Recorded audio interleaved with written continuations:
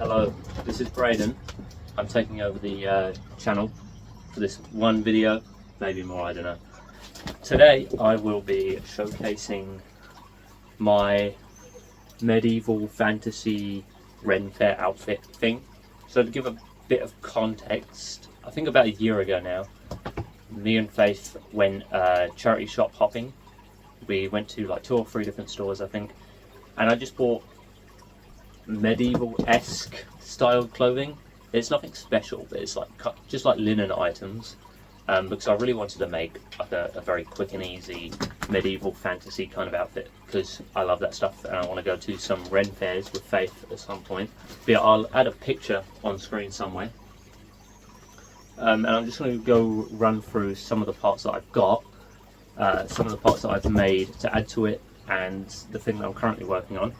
To start, I'll showcase the shoulder pad.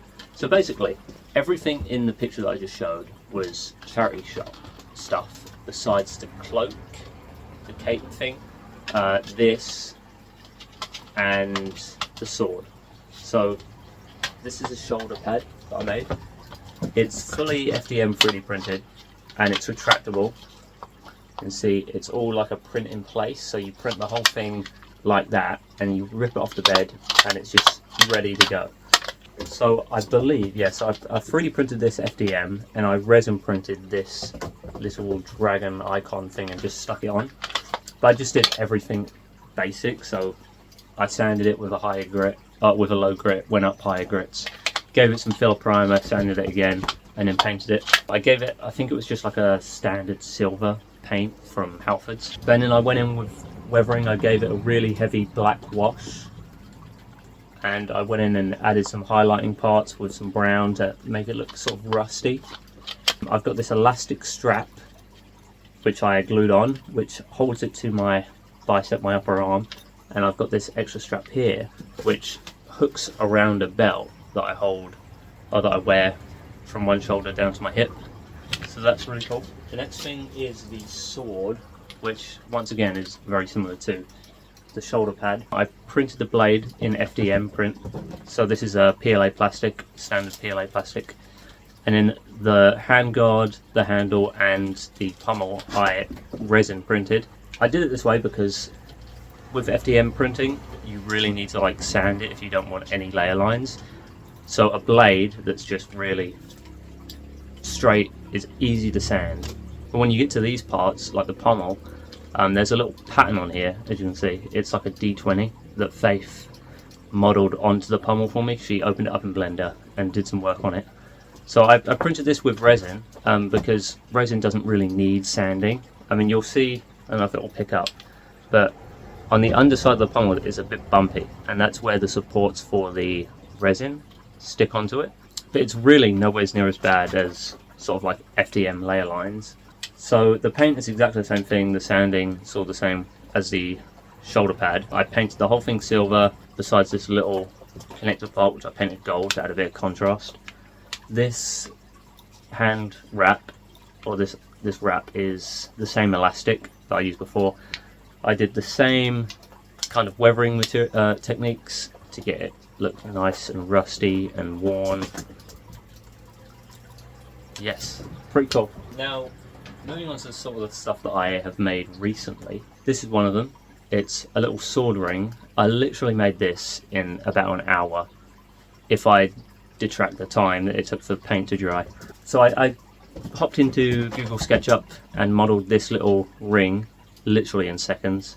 It's really simple. Just use the follow me tool and it'll make a little circle for you. This strap is a bit of scrap material from a bag that I also got from a charity shop. I just painted this with craft paint and gave it like a matte spray lacquer, which I wasn't entirely sure if it would work. I thought because it's not really flexible it might crack, but it's actually held up really, really well. But this hooks onto the belt like that, and it allows you to slide your sword into it,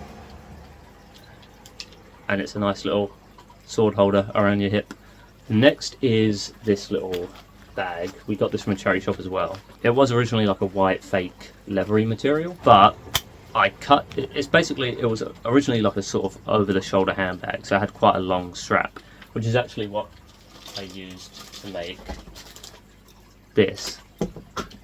What I basically did is I just cut the big handle off and then stitched 2 parts onto the back to make these little hoops that slide onto the belt as well. Just so I can hold this sort of like around the back of the belt towards my back area. We dyed it with a black synthetic dye, but it was quite standout on the belt because I use a brown belt for my waist. So what I've just done is I've kind of like, I don't know if you'll be able to pick it out, I've really heavily weathered it with like a brown paint, just to hopefully try and sort of blend the colours in with the belt a bit. But yeah, it's just really standard sort of backpack that I figured I could use to hold my phone or wallet or anything else I need.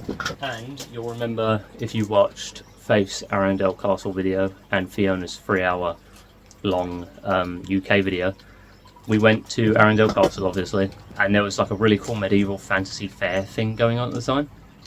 So a bunch of different vendors selling a bunch of different stuff, showcasing a bunch of different skills. There was a bag maker at the venue at the time, and we got this really cool pouch. So it's a thick hard shell brown leather, and it's got this thinner green leather on the inside. It's a really cool pouch. It adds a lot of like character. Faith's just filled it up with a few beads at the moment, but yeah, it's really awesome. I love the way this thing looks. It's really simple, but it's like really what's the word I'm looking for? Unique. Jesus, the cat's going crazy. Oh yes, this is the guy that sold the pouches. This is his business card. It's flipped, so I'll have to try and do some editing to get that around the other way. Okay, so moving on to what I'm doing now, and what I want to hopefully show the process of is, so I've got the shoulder armour here.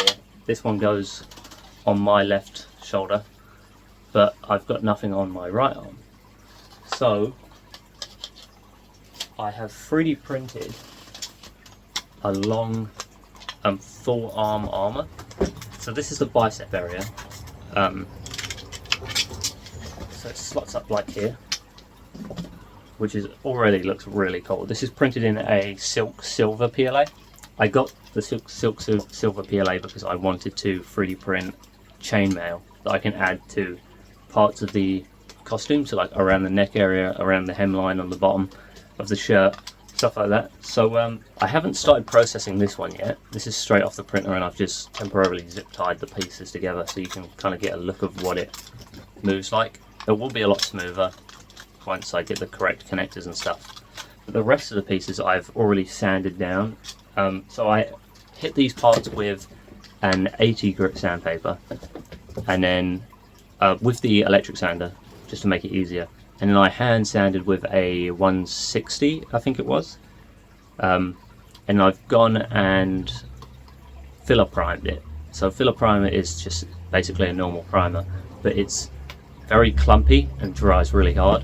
So you'll see when I sand this part down, most of the print will have the original colour, so this kind of silvery colour, but there will be strong streaks of this colour throughout the whole thing.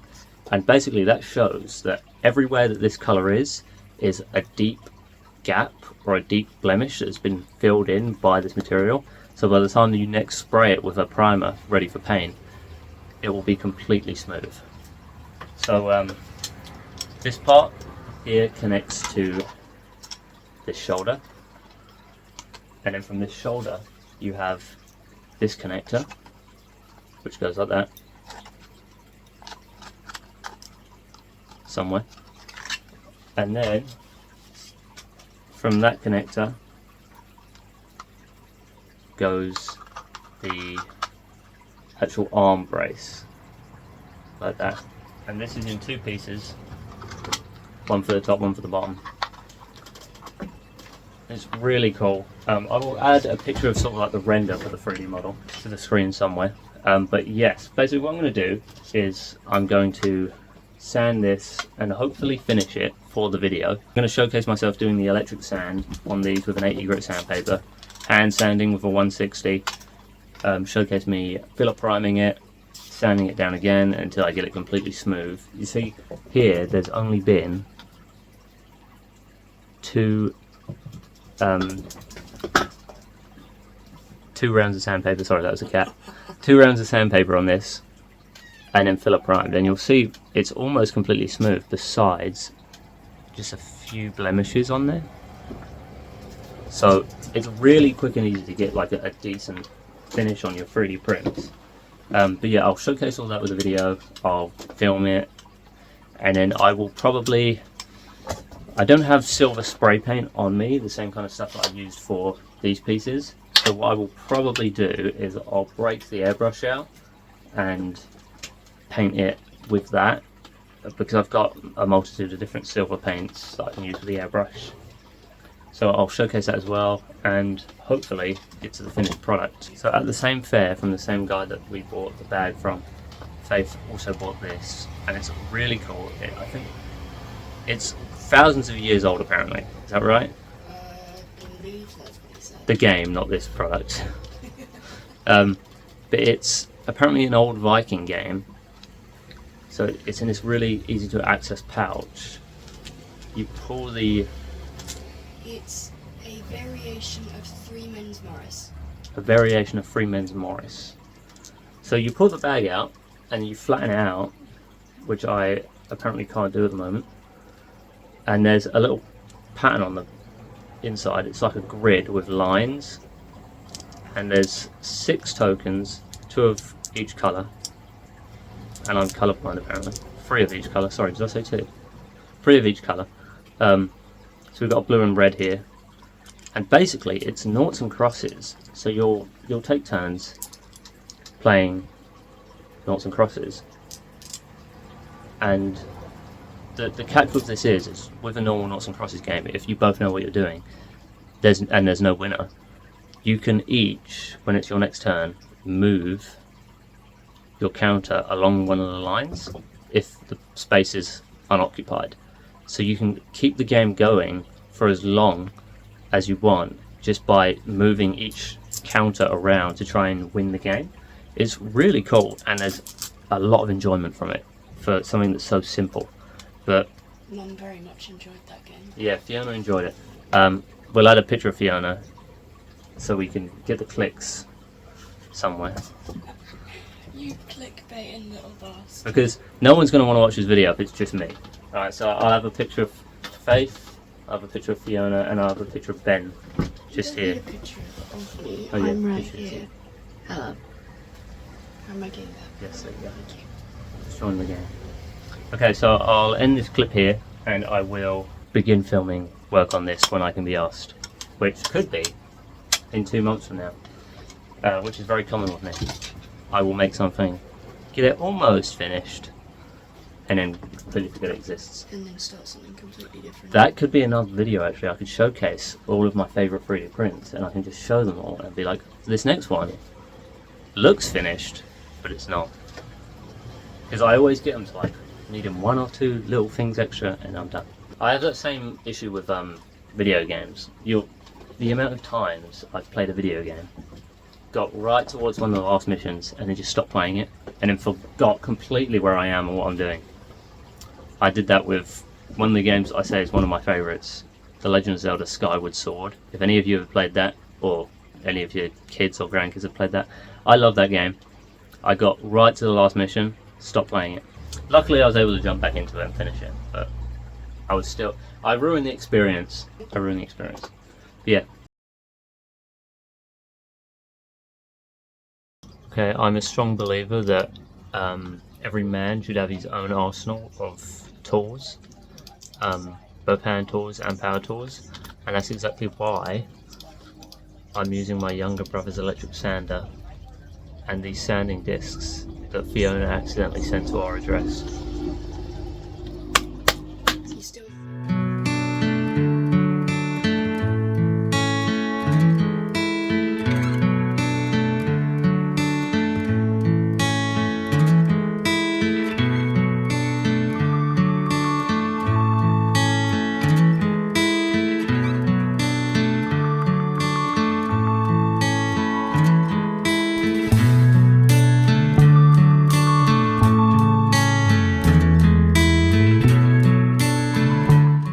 Okay, so I successfully electric sanded all of these pieces with an 80 grit sandpaper. Now I'm going to go in with a 180 grit sandpaper and I'm going to manually sand this.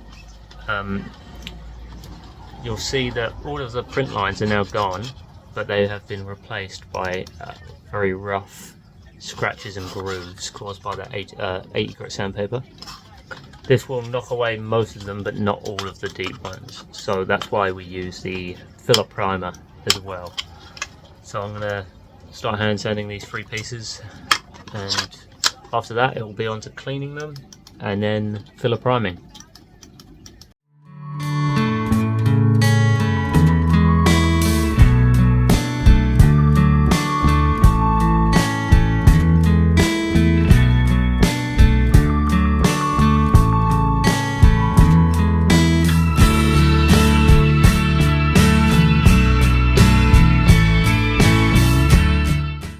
Okay, so the first 2 rounds of sanding are now done.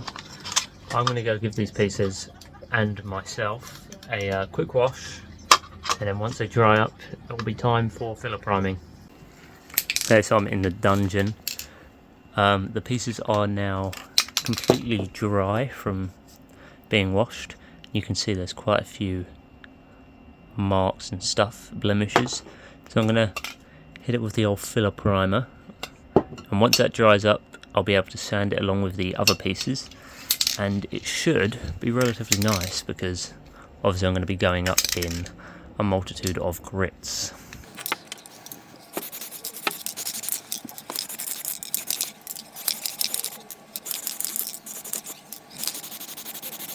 You see that line that was just very visible there?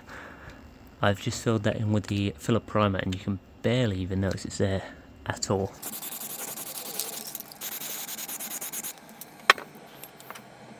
Try and very carefully spin it.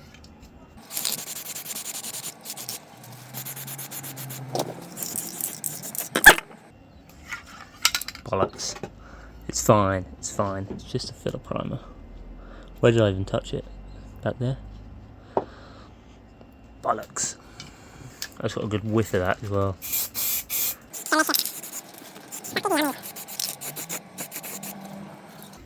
Okay, so you can see it's already quite smooth. There are a few lines, but when we do the next couple coats of sanding, it'll be nice.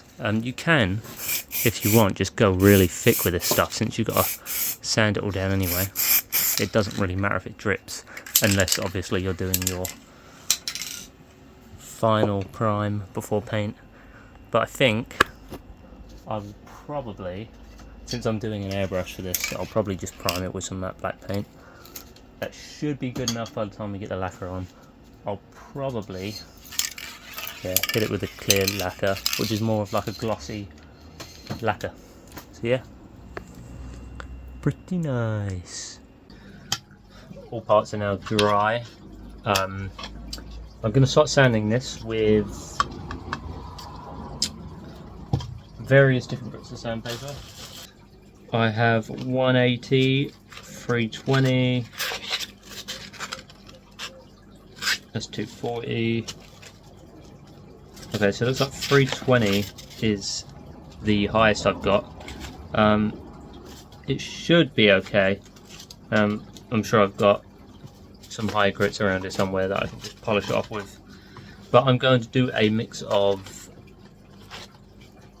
dry sand, and I've also got my jug of soapy water for wet sanding. I'm just going to bring all this down. I probably won't film it, but who knows. But yeah, I'm going to bring all of this filler primer off, and then at the end, when I'm done sanding, I'll be able to show you what I mean with the gap filling properties of the filler primer. So I'm going to get started on that now, and I'll probably finish it tomorrow sometime. But yeah, we'll see. Okay, I'm just going to pick up here. So this is after one wet sand with the 180 grit. It's a bit difficult, let me just wet it a bit. You can see here, this is the level of smoothness we're at already. If I run my nail across it, it's not getting caught in anything. It's completely smooth for the most part. There's just a few like surface bumps which will come out as I go up in the grits, but yeah, all I'm really doing is just taking my sandpaper, getting it quite wet, and then sanding like normal.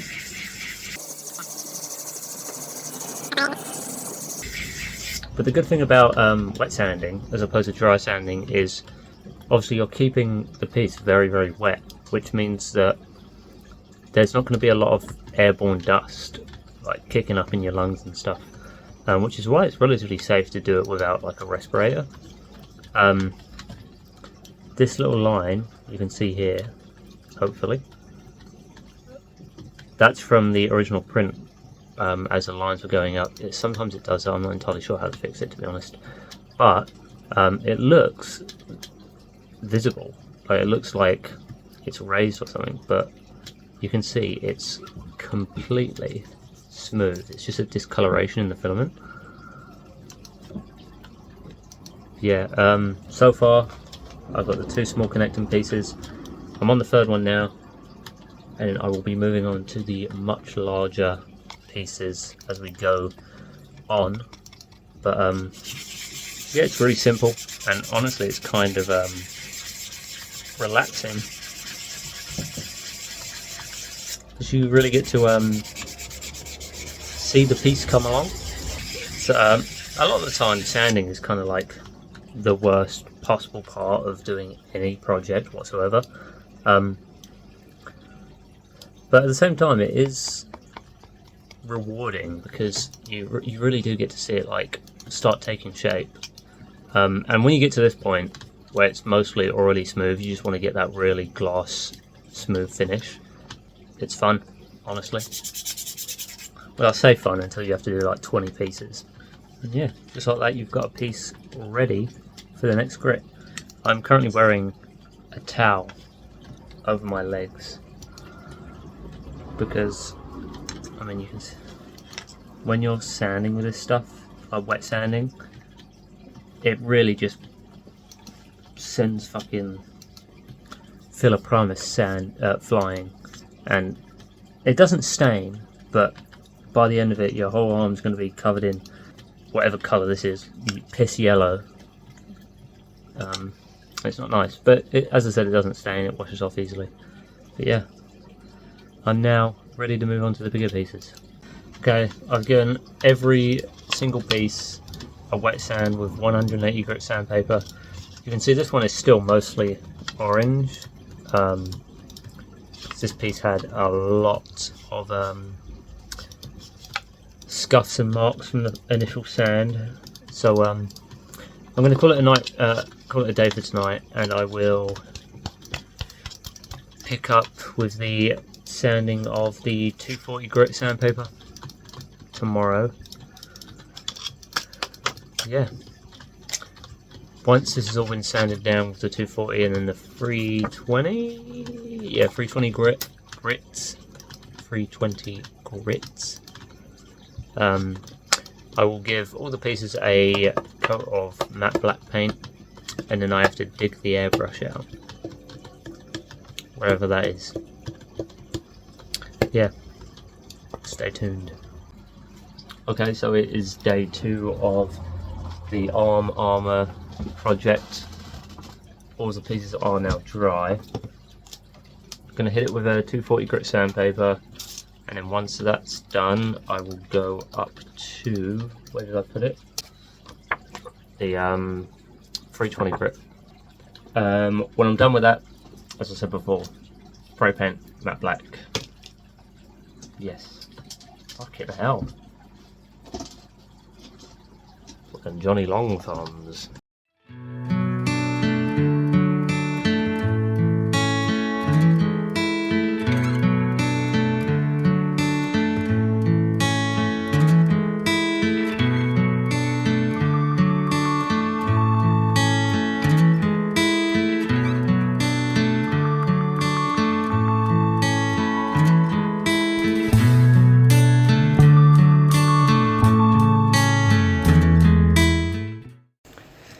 back in the dungeon to do some priming with matte black.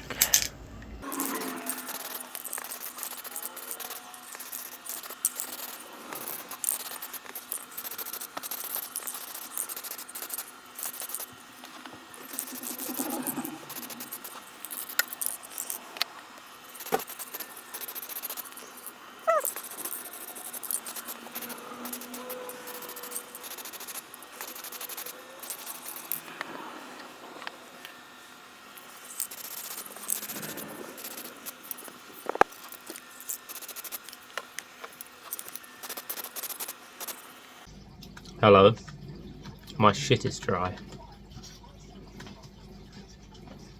It's all now solid black.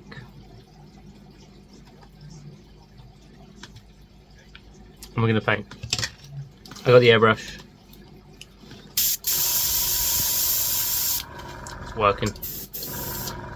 I'm gonna use this one, a metallic silver, and also this one, a slightly lighter metallic silver.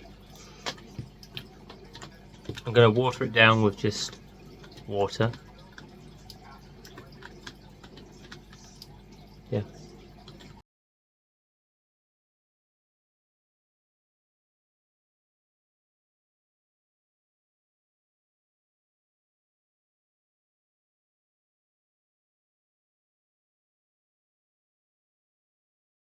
My parts and me are now completely silver. Put that back. Some of them aren't perfect, so this one's one of the nicer ones. When it comes to the airbrush, especially one that's kind of as cheap and garbage as mine, it's really hard to mix the correct ratio of paint and water, and with the needle on mine, it tends to let out more liquid than it's supposed to. So I don't know if you could see it in the video, but I was spraying my arm a lot just to try and make sure that the correct ratio was coming out, because the first sort of spray that I did, it was really too wet, really, and it pulled up in some areas where it wasn't supposed to. The matte paint that I used it works really well with this type of paint. I've done like a lot of tests with it before, and I use both of them for some of the other models that I make. But yeah, I mean, it kind of pulled up in some areas which wasn't great, but by the time I hit it with the second coat, it was a lot nicer, a lot more full. For the backs are still kind of unpainted. I'll probably go around the edges and the back with just a hand paintbrush. I'll do the edges silver, and I'm not entirely sure yet. It's either going to be silver or I'll paint the underside black. I haven't fully decided yet. But the rivets for connecting all the pieces come tomorrow. So what I'll probably do is I'll wait for all these to dry, rivet them together tomorrow, and then I'll do the weathering once all the parts are riveted together, because I'll be able to see sort of where the different plates would rub against each other and where dirt would accumulate along the ridges and the connections, and that will just give me a better understanding of where dirt and grime would pull up, where the paint would chip, and all that kind of stuff. So we are on course. It's taken slightly longer than I expected, but to be fair, I only bought the rivets today. Amazon Prime, baby. Yeah, it's not looking too bad. I'll give you like a little side-by-side comparison of the paints, different paints, if I can. So you'll see that the silvers aren't exactly the same, but they are quite similar. This one came from a standard like Halford's rattle can, and this one is airbrushed with Games Workshop's Citadel paints, which are very expensive by the way. It's like £3 a pot. Smaller than my left nut, and they're charging £3 ridiculous. But it's all coming along nicely. For the bicep pot, I'm going to do the same thing here, except at the top, so it'll be a tight connection around my bicep here, so hopefully that will stop the whole thing from falling down. And if necessary, I will also do the same thing around my wrist. Yeah, I'll catch up tomorrow when I start riveting these pieces together and then weathering it. Tune in then, even though it's the same video, so just don't go away, I suppose. Hello, I'm back and the rivets arrived. I'm not entirely sure which ones to use. I've got these larger ones with about 6mm gap in between. I've got these slightly smaller ones with also about 6mm in between. And I've got these medium-sized ones with about 10mm in between. I think these larger size ones might do the job, but also maybe not. So I want to give it enough space in between to be able to move freely, obviously. Maybe. We'll try with the larger 10mm ones. But we'll test with these two connecting pieces here. I don't know if I can. That might be slightly more comfortable. So if I put that in there, I don't know if that's going to work. Let's try it. Okay, well it is connected. That's a good sign. Did I do it right there? I did.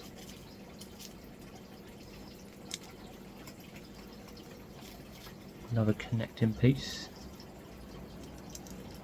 I don't know if I have to hammer these together or not. But there we go. That's one piece connected. And then this piece goes to this piece. Like this. Okay, these ones are too far apart for that to work.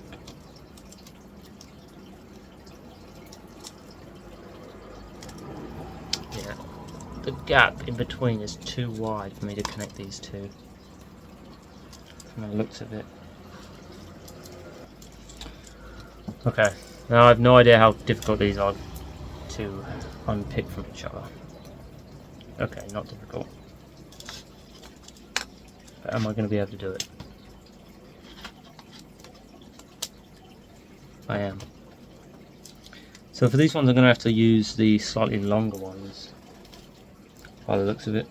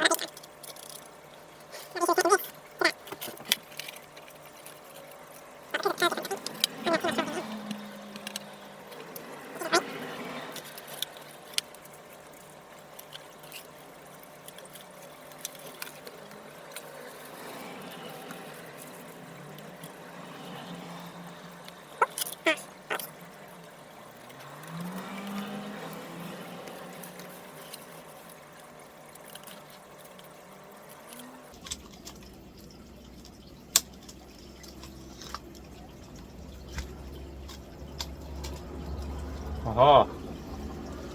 That looks pretty sweet.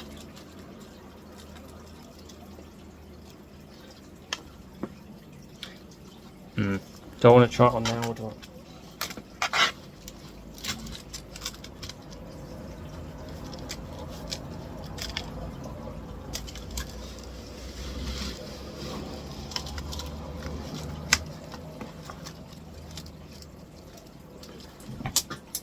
Uh-oh.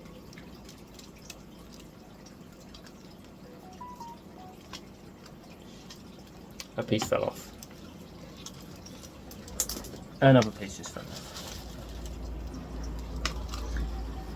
I'm going to have to do some tests and see if I can hammer these pieces together. Because if not, it's not going to be great.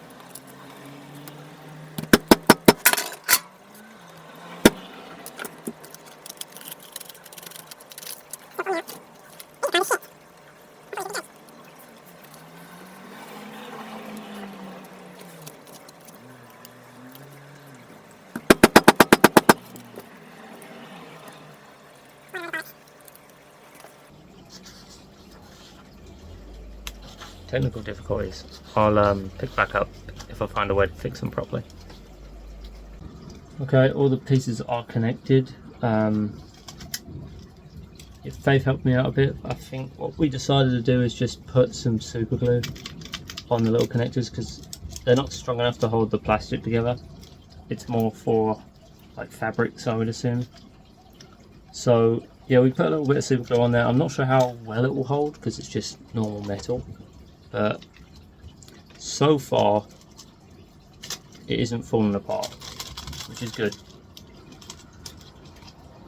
But this is the thing.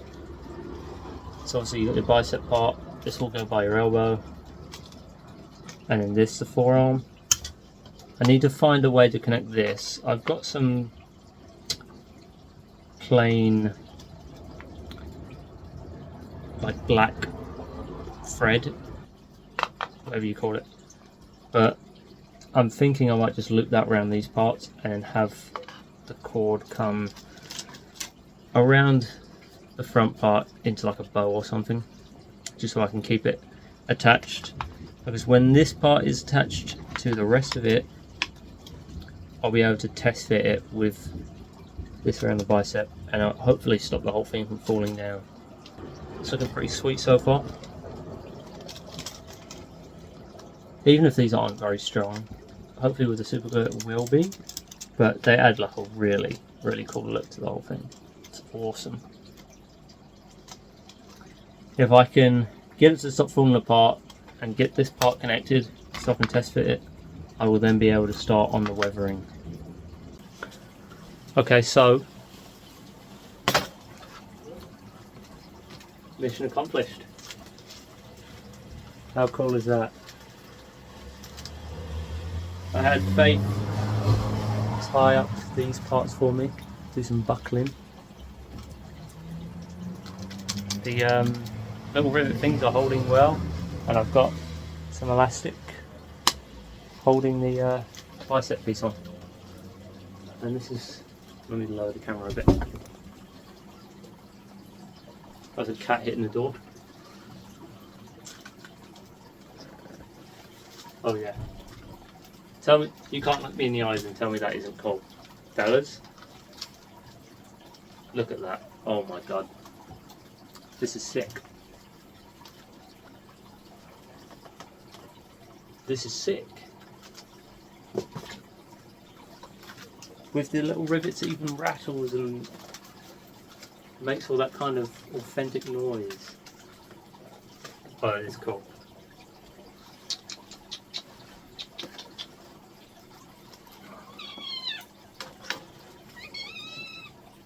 She doesn't like me. She thinks the armour's cooler. Yeah. On to the weathering next. Oh, this is so cool. Look how cool this is. I can't get over it. This turned out so well. Oh, it's awesome.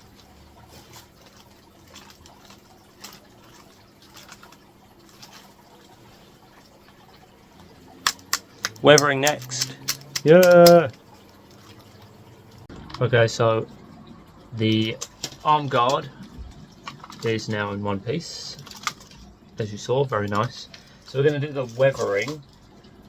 What I'm going to do for that is Abaddon black, a little bit of Agrexo shade, and a brown craft paint. So basically, to give you a rundown, I'm going to water down this black paint a lot, and then I will just brush that over the whole thing, sort of willy-nilly. And then I'll take some trusty toilet paper and I will just dab away a lot of the watered down black paint, which will give it that same kind of dirt speckled look as this one. And then I will go into all of the connecting parts. So heavily around these joint areas, and I will sort of dry brush on some browns and some more blacks just to kind of make it look more grimy and used. Then once all of that's done, it will just be gloss coating it, and it'll be basically good to go.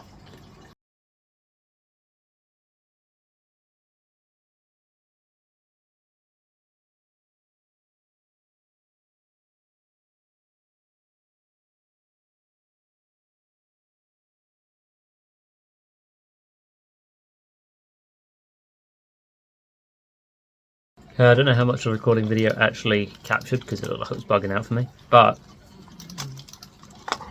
weathering is complete. As you can see, it looks very dirty and grimy, especially around all the connecting points, around the edges.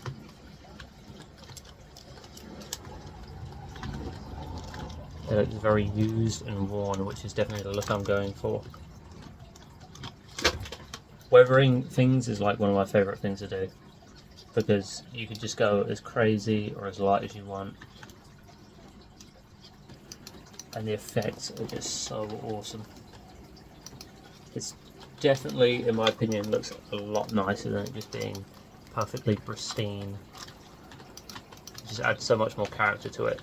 Like, look at that connector there. Bit of rust, bit of dirt, and it's all done so simply with just a black wash and dry brushing some brown paint. That's really all I did. So cool. There'll be clear gloss time for this, and it'll be ready for the final reveal. Okay, so the arm is done.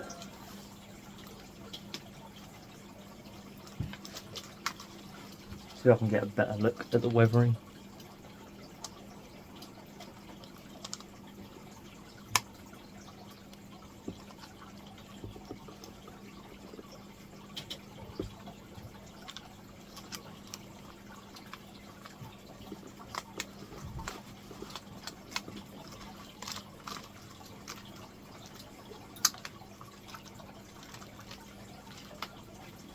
very cool. Just throw it on with half of the outfit. I imagine it'll look a lot better when I get the cloak and stuff on, and also do that up.